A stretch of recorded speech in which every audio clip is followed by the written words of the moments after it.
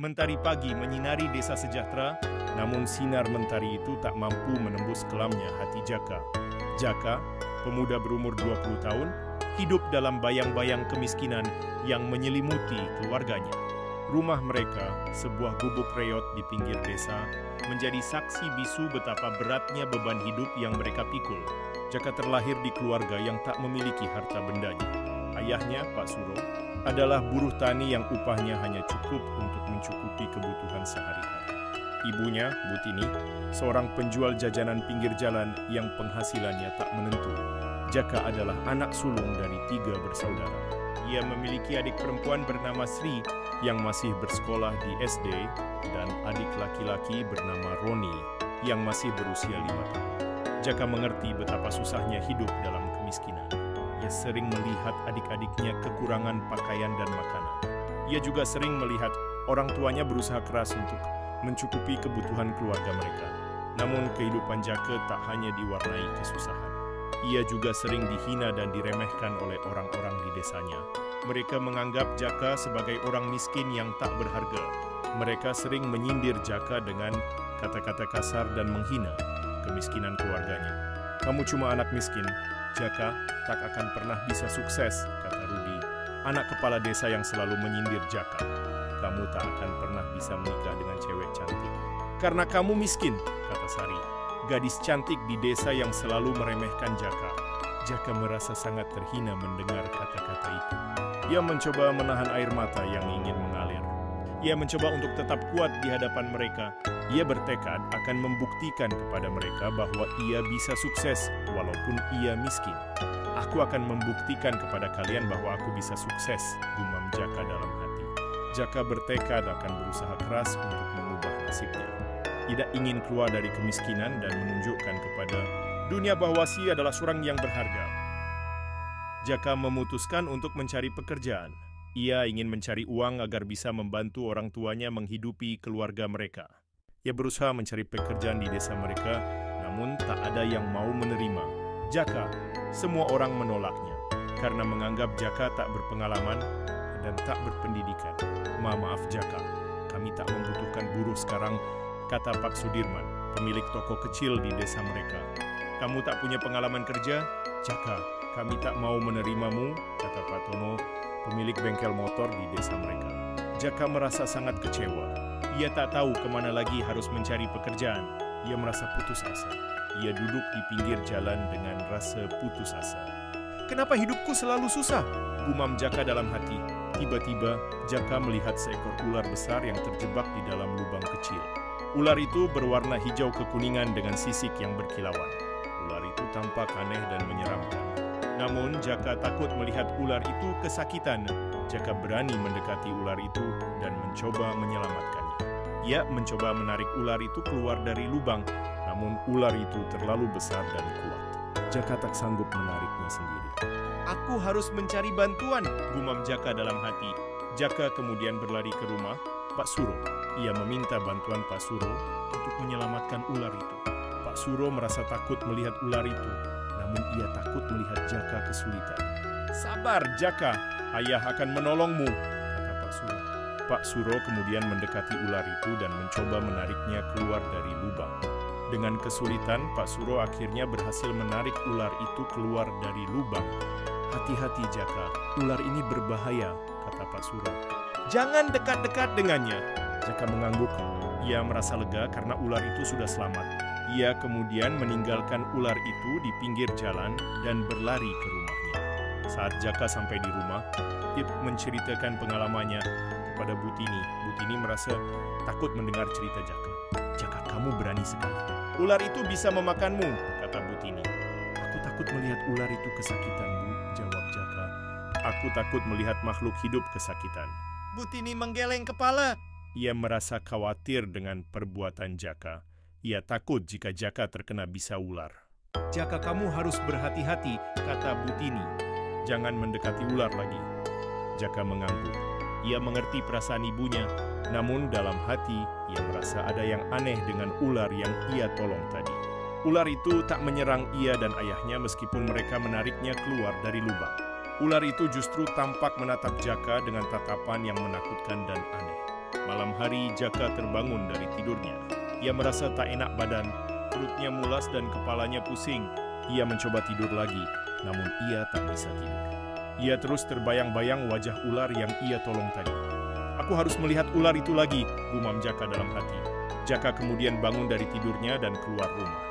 Ia berjalan ke pinggir jalan di mana ia melihat ular itu terakhir kali. Ia mencari-cari ular itu, namun ia tak menemukannya. "Kemana perginya ular itu?" gumam Jaka dalam hati. Jaka kemudian melihat sesosok wanita cantik berambut panjang hitam berada di pinggir jalan tak jauh dari tempat ia melihat ular itu terakhir kali. Wanita itu mengenakan baju berwarna hijau, kekuningan dengan corak sisik yang berkilauan. Wanita itu menatap Jaka dengan tatapan yang menakutkan dan aneh. "Jaka," kata wanita itu dengan suara yang merdu. Jaka terkejut mendengar wanita itu menyebut namanya.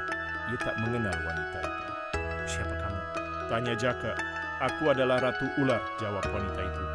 "Aku ingin mengucapkan terima kasih karena kamu telah menolong aku." Jaka terkejut mendengar kata-kata wanita itu. Ia tak menyangka wanita itu adalah Ratu Ular. "Kau menolongku dari lubang itu," lanjut wanita itu. "Aku terjebak di dalam lubang itu dan aku tak bisa keluar. Terima kasih telah menyelamatkanku." Jaka merasa takut dan bingung. Ia tak menyangka ular yang ia tolong tadi adalah Ratu Ular. Ia tak tahu apa yang harus ia lakukan. "Aku tak menyangka kau adalah Ratu Ular," kata Jaka. "Aku tak bermaksud menolongmu.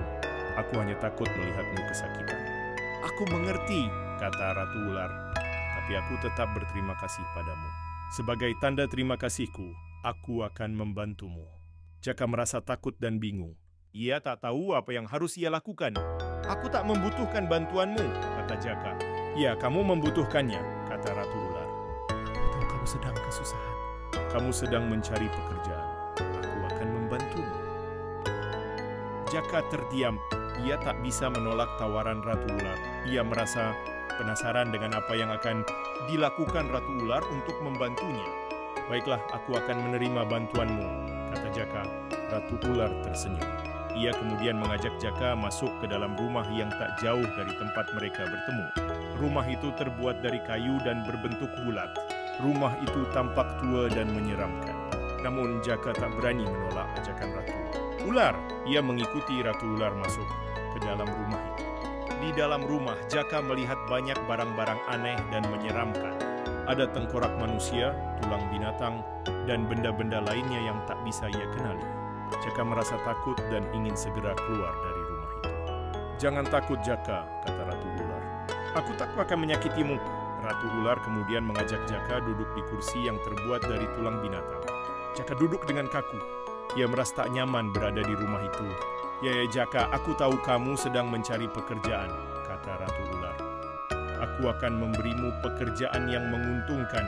Kamu hanya perlu membantuku menjalankan tugasku." Jaka merasa takut dan bingung. Ia tak mengerti apa yang dimaksud Ratu Ular. "Aku tak mengerti," kata Jaka. "Jangan khawatir, Jaka," kata Ratu Ular. "Aku akan menjelaskan segalanya padamu." Ratu Ular kemudian menceritakan kepada Jaka tentang dunia gaib. Ia menceritakan tentang para jin, hantu, dan makhluk gaib lainnya. Ia juga menceritakan tentang tugasnya sebagai Ratu Ular, yang bertugas menjaga keseimbangan dunia gaib. "Aku adalah Ratu Ular yang memiliki kekuatan gaib," kata Ratu Ular. "Aku bisa menjalankan sihir dan membantu manusia yang membutuhkan bantuan." Jaka terkejut mendengar cerita Ratu Ular. Ia tak pernah membayangkan bahwa ada dunia gaib yang nyata. "Aku tak percaya," kata Jaka. "Percayalah, Jaka," kata Ratu Ular. "Aku akan membuktikannya padamu." Ratu Ular kemudian menunjukkan kekuatan gaibnya kepada Jaka. Ia mengeluarkan api dari tangannya dan menggerakkan benda-benda di dalam rumah itu dengan pikirannya. Jaka terkejut melihat kekuatan gaib Ratu Ular. "Aku percaya," kata Jaka. Ratu Ular meminta Jaka untuk membantunya mengumpulkan rempah-rempah, langka yang berkhasiat untuk mengobati penyakit gaib. Rempah-rempah itu sulit ditemukan, tersembunyi di tempat-tempat terpencil dan berbahaya. "Jika aku membutuhkan bantuanmu untuk mengumpulkan rempah-rempah ini," kata Ratu Ular.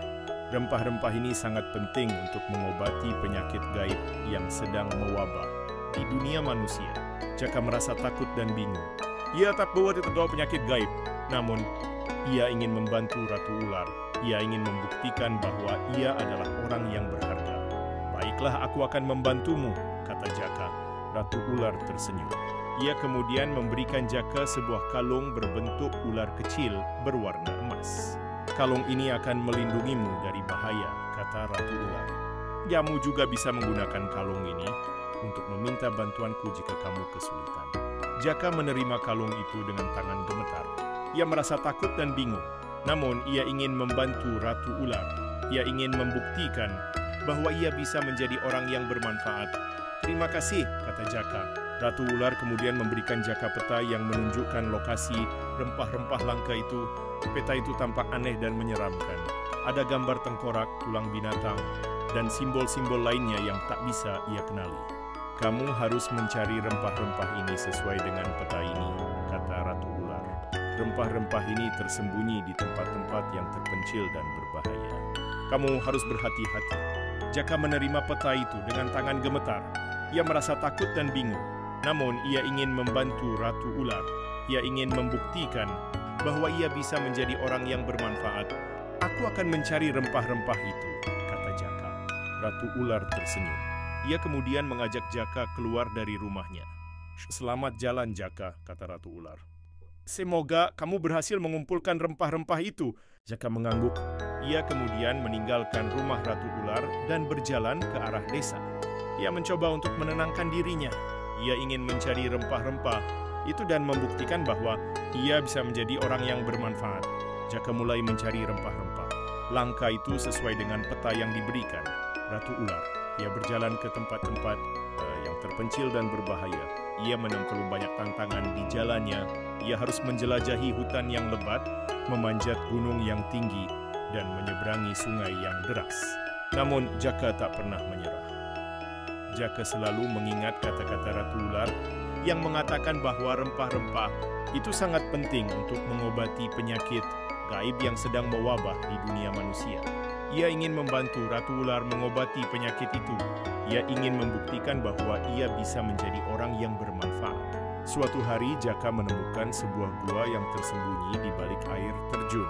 Gua itu tampak gelap dan menyeramkan, namun Jaka tak takut.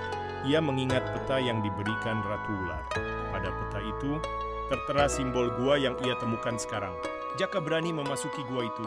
Di dalam gua, ia menemukan banyak rempah-rempah langka yang tersembunyi di balik batu dan pohon. Rempah-rempah itu berwarna-warni dan berbau harum. Jaka merasa takjub melihat rempah-rempah itu. Ia mengambil rempah-rempah itu dengan hati-hati. Ia takut jika rempah-rempah itu berbahaya. Namun ia juga takut jika ia tak mengambil rempah-rempah itu. Ia ingin membantu Ratu Ular mengobati penyakit gaib yang sedang mewabah di dunia manusia. Saat Jaka sedang mengumpulkan rempah-rempah itu, tiba-tiba ia mendengar suara yang menyeramkan. Suara itu berasal dari dalam gua. Jaka merasa takut dan ingin segera keluar dari gua itu. "Siapa di sana?" teriak Jaka. Namun, tak ada yang menjawab teriakan Jaka.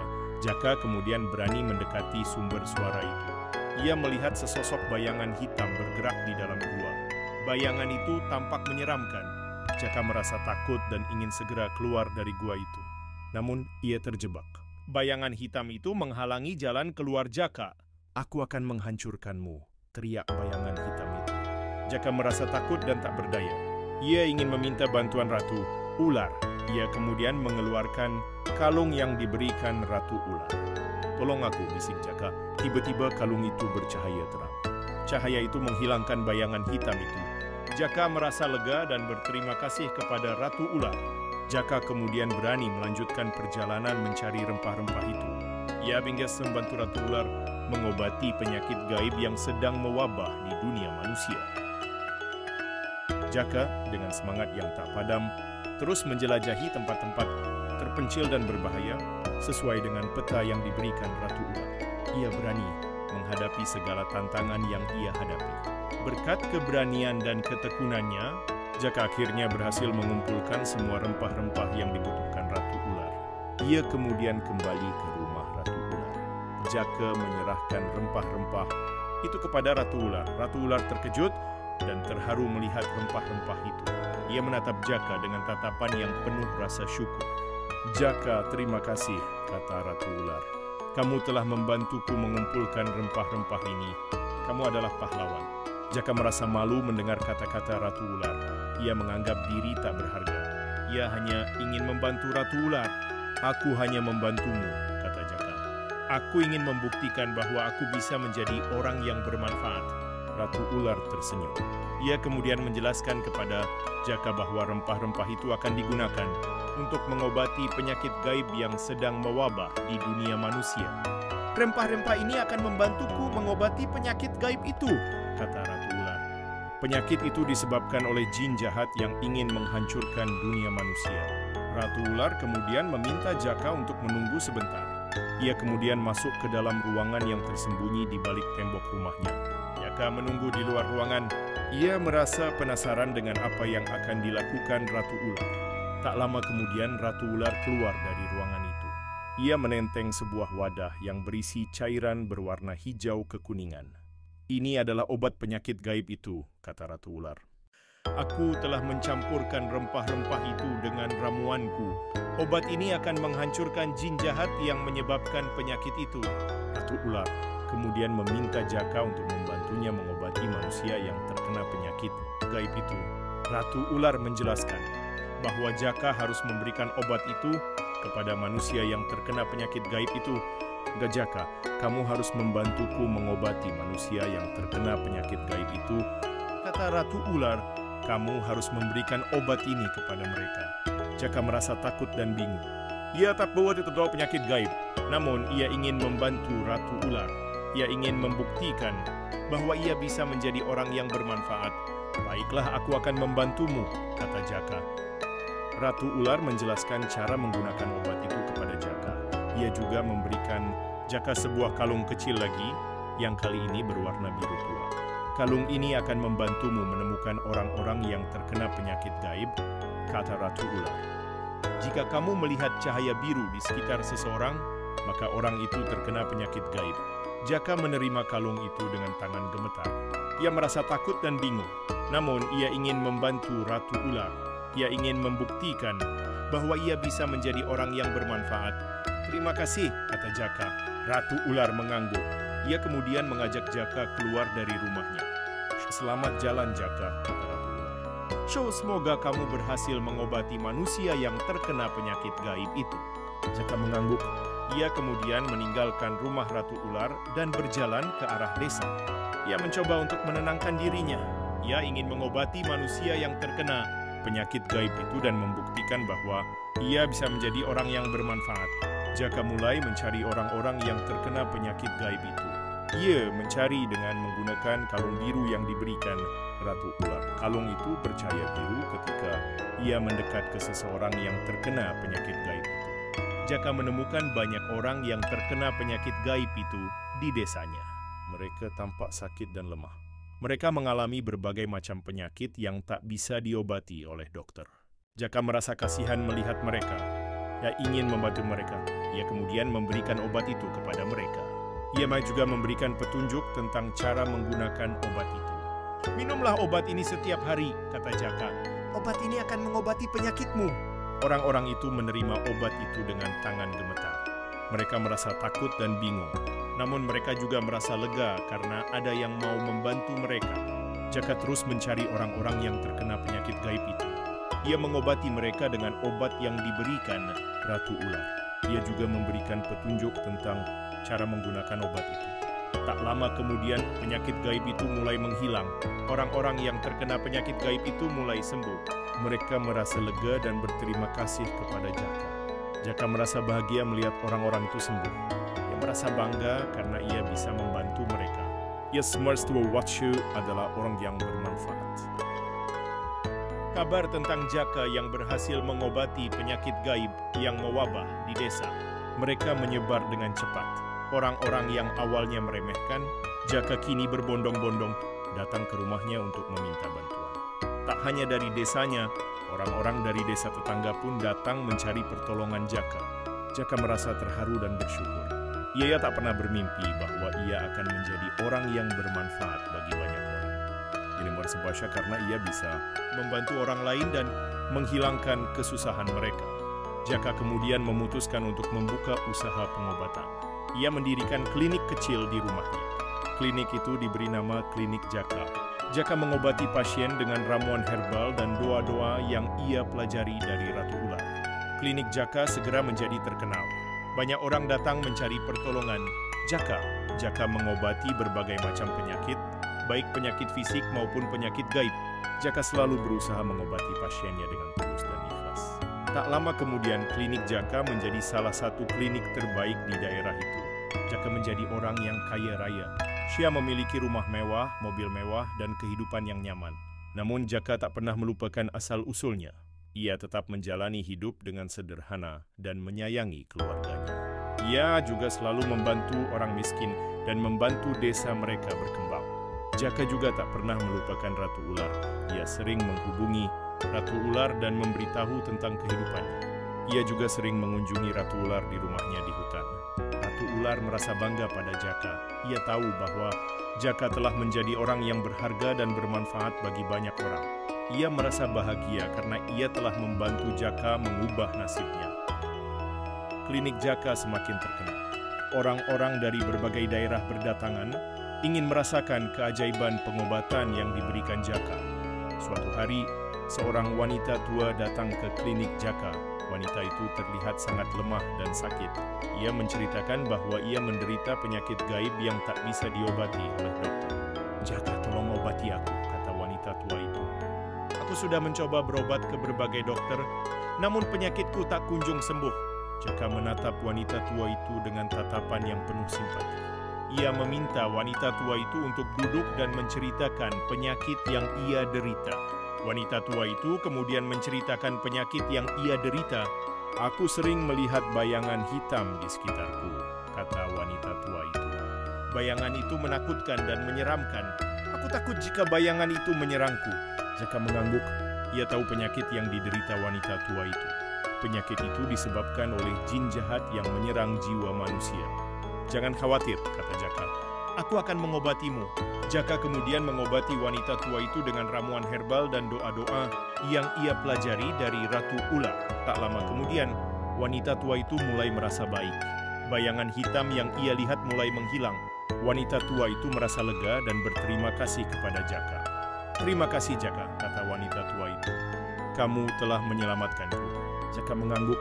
Ia merasa bahagia karena ia bisa membantu wanita tua itu. Ia merasa bangga karena ia bisa mengobati penyakit gaib. Namun ada kejadian unik yang terjadi setelah Jaka mengobati wanita tua itu. Kejadian itu membuat Jaka bingung dan takut. Beberapa hari setelah Jaka mengobati wanita tua itu, Jaka mendapat kunjungan dari seorang pria muda. Pria muda itu mengatakan bahwa ia adalah anak dari wanita tua itu.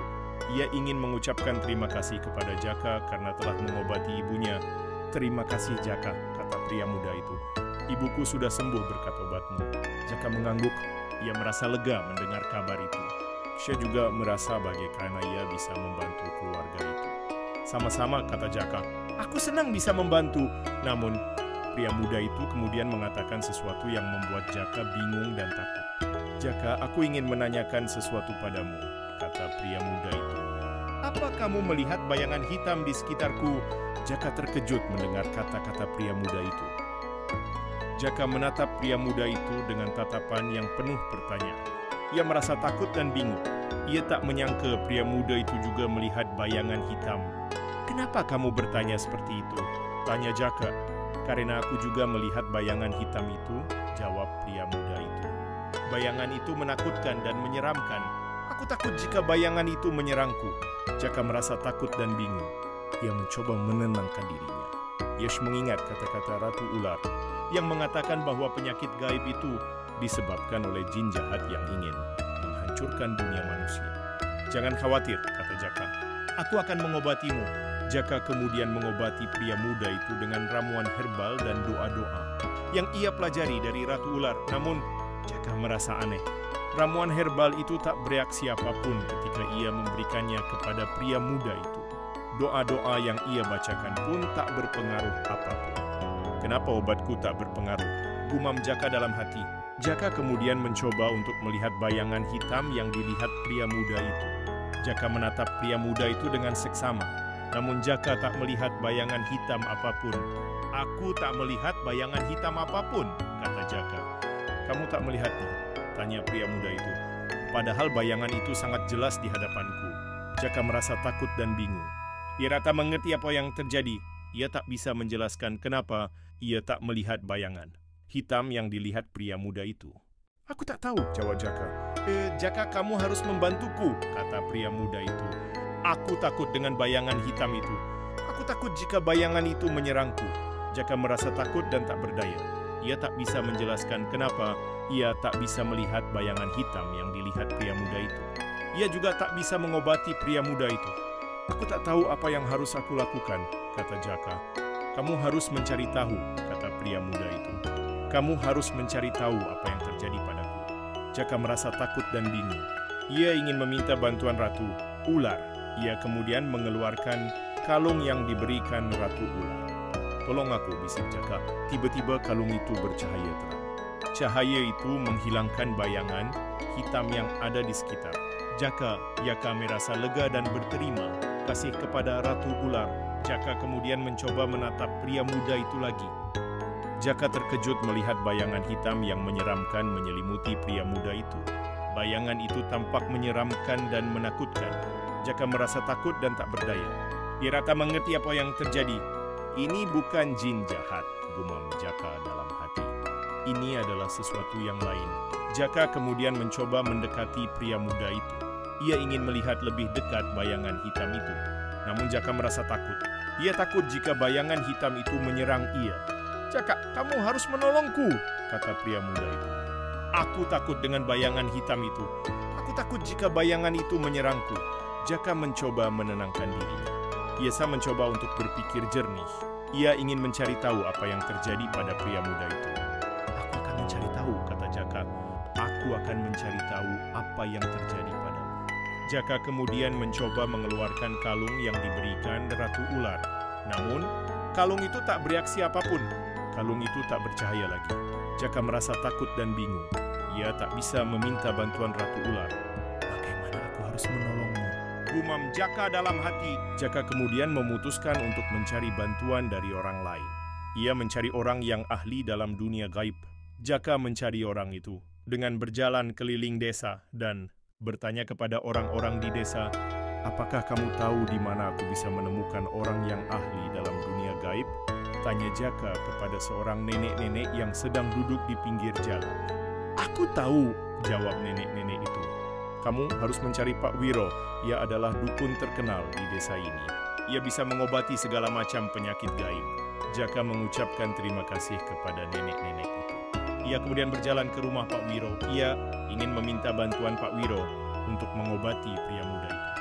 Jaka sampai di rumah Pak Wiro. Pak Wiro adalah seorang dukun tua yang tinggal di rumah yang terpencil di pinggir desa. Rumah itu tampak tua dan menyeramkan. Namun Jaka tak takut.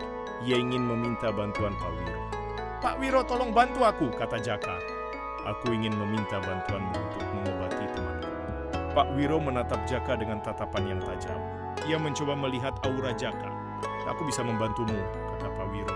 Tapi aku perlu melihat penyakit yang diderita temanmu. Jaka mengangguk.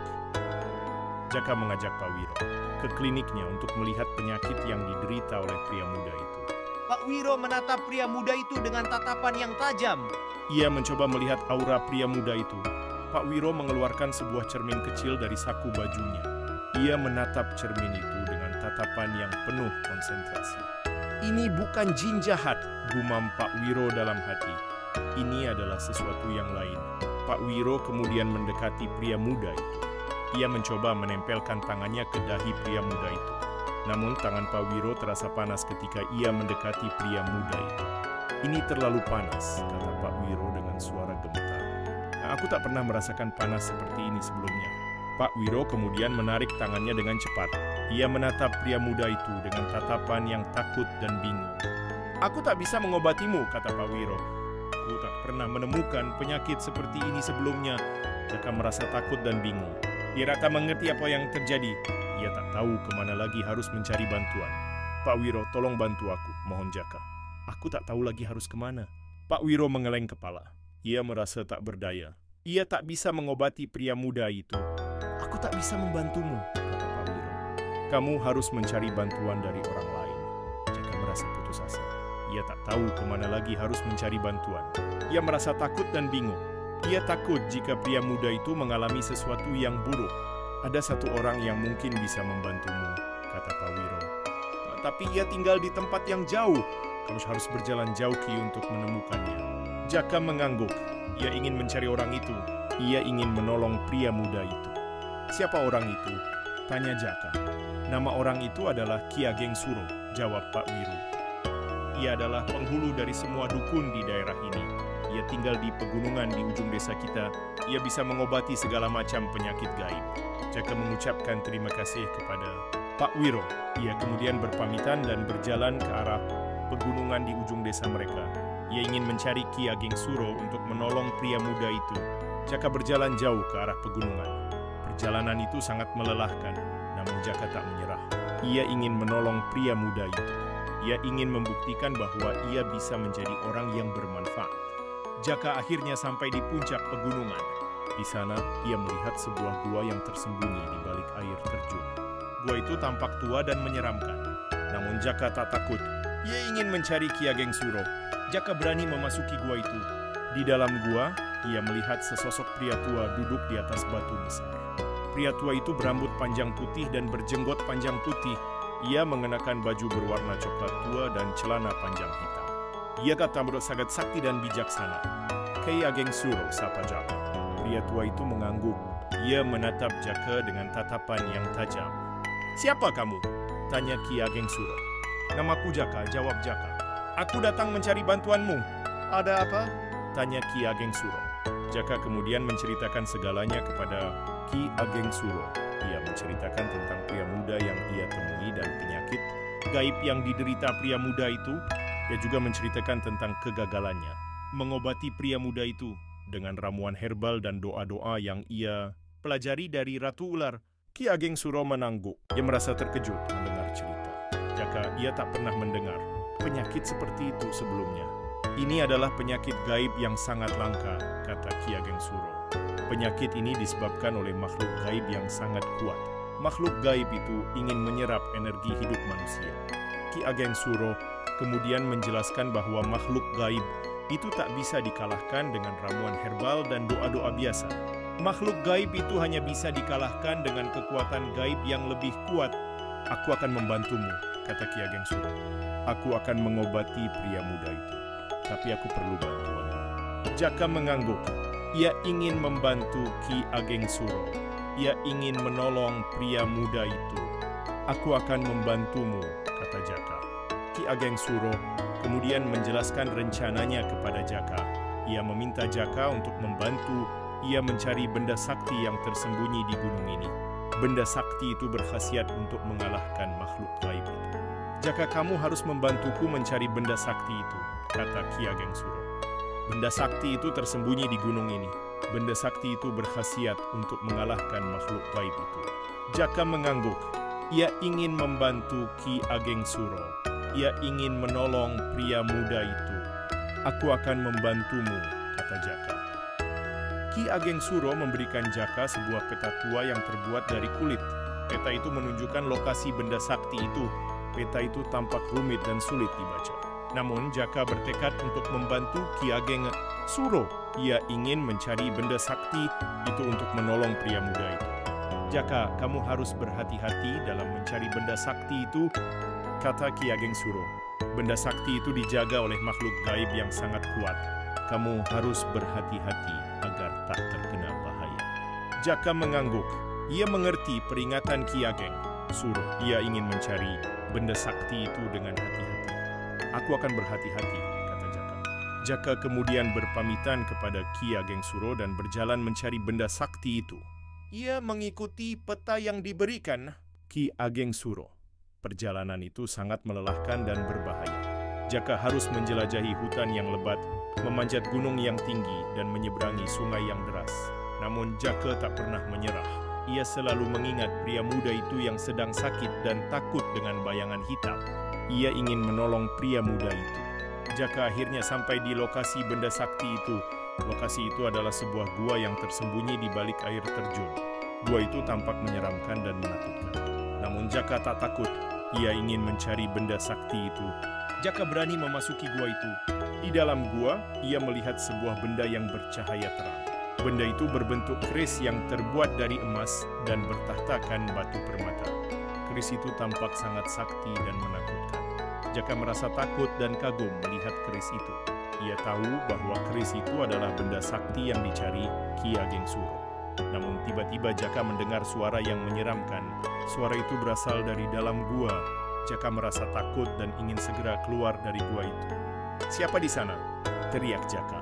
Namun tak ada yang menjawab teriakan Jaka.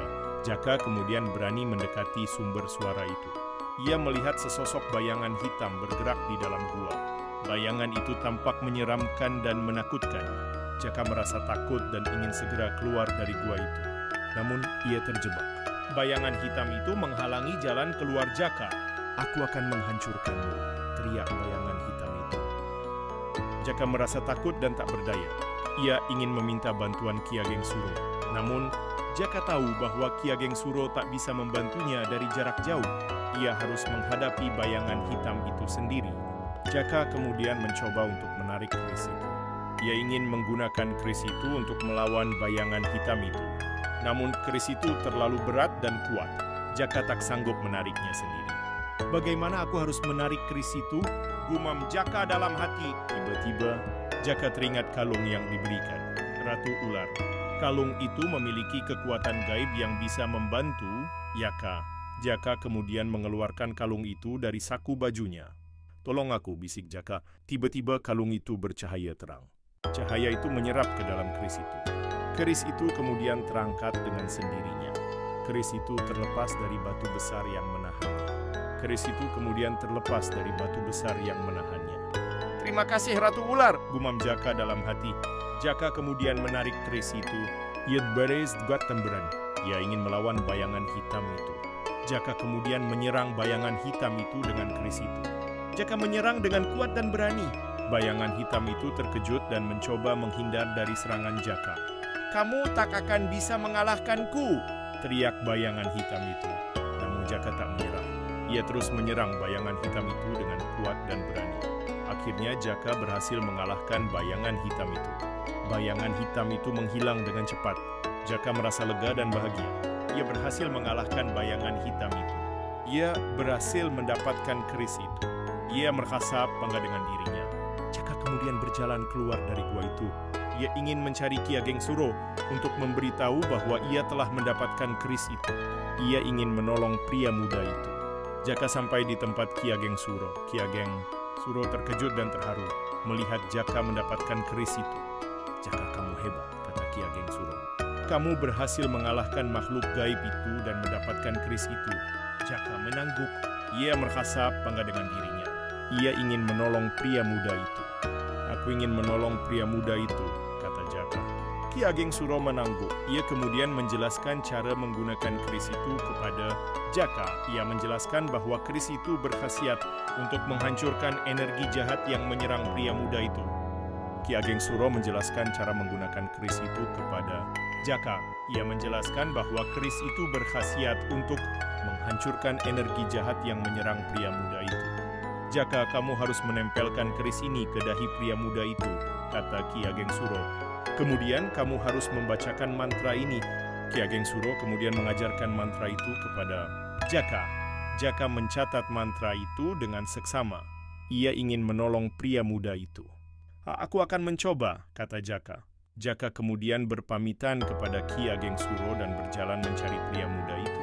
Ia ingin mengobati pria muda itu dengan keris itu. Jaka sampai di kliniknya. Ia melihat pria muda itu sedang duduk di kursi dengan wajah yang tampak sakit dan lemah. Bayangan hitam itu masih menyelimuti pria muda itu. "Jaka, kamu sudah mendapatkan keris itu?" tanya pria muda itu. Jaka mengangguk. Ia kemudian mendekati pria muda itu dan menempelkan keris itu ke dahi pria muda itu. Jaka kemudian membacakan mantra yang diajarkan Ki Ageng Suro. Tiba-tiba keris itu bercahaya terang. Cahaya itu menyerap ke dalam tubuh pria muda itu. Bayangan hitam itu mulai menghilang dengan cepat. "Terima kasih Jaka," kata pria muda itu. "Aku sudah sembuh." Jaka merasa lega dan bahagia. Ia berhasil mengobati pria muda itu. Ia merasa bangga dengan dirinya. Sama-sama, kata Jaka. Jaka kemudian memberitahu pria muda itu tentang penyakit yang ia derita. Jaka menjelaskan bahwa pria muda itu terkena serangan energi jahat dari makhluk gaib yang ingin menyerap energi hidupnya. Jaka juga menjelaskan bahwa keris itu berkhasiat untuk menghancurkan energi jahat itu. Kamu harus berhati-hati di masa depan, kata Jaka. Jangan sampai kamu terkena serangan energi jahat lagi. Pria muda itu mengangguk. Ia mengerti peringatan Jaka. Ia berterima kasih kepada Jaka karena telah menolongnya. Terima kasih Jaka, kata pria muda itu. Kamu telah menyelamatkanku. Jaka mengangguk. Ia merasa bahagia karena ia bisa membantu pria muda itu. Ia merasa bangga dengan dirinya.